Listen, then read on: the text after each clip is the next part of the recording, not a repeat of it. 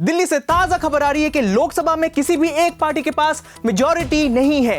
क्या इसका मतलब यह है कि the country is now facing a hung parliament? Hung parliament वो क्या होता है? जब लोकसभा में किसी भी सिंगल पार्टी या फिर कोई भी प्री पोल कोalition जैसे कि यूपीए और एनडीए के पास मेजॉरिटी मतलब 50% से ज्यादा सीट्स नहीं होती है तो उसे हंग पार्लियामेंट कहा जाता है। इस सिचुएशन में किसी भी सिंगल पार्टी या फिर प्री पोल कोalition के पास गवर्नमेंट बनाने के लिए 272 का जो मैजिक फिगर होता है वो नहीं होता है। तो फिर सरकार कौन चलाएगा? किसी के पास तो इसका सोल्यूशन होना चाहिए ना? इसका सोल्यूशन तो सिर्फ प्रेसिडेंट यानी भारत के राष्ट्रपति के पास है। When it becomes clear that किसी भी सिंगल पार्टी या फिर प्री पोल कोalition के पास मेजॉरिटी नहीं है, then the president can explore the following options. President सबसे लार्जेस्ट प्री पोल कोalition के लीडर को बुला सकते हैं टू फॉर्म द गवर्नमेंट। वो सिंगल लार्जेस्ट पार्टी के लीडर को भी बुला सकते हैं and ask him to form the government. If this is also not possible, फिर president can invite the leader of the largest post poll coalition. अगर president को लगता है कि द सिंगल लार्जेस्ट पार्टी के लीडर को सपोर्ट नहीं मिलेगा, then he or she can invite other parties to form the government. तो ऐसे भी सरकार बनती है क्या?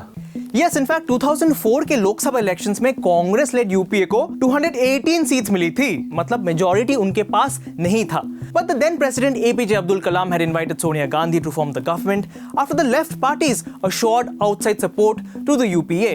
Similarly, in 1999 BJP lead NDA को 269 सीट्स मिली थी और टीडीपी के सपोर्ट से उन्होंने 5 साल तक सरकार चलाई।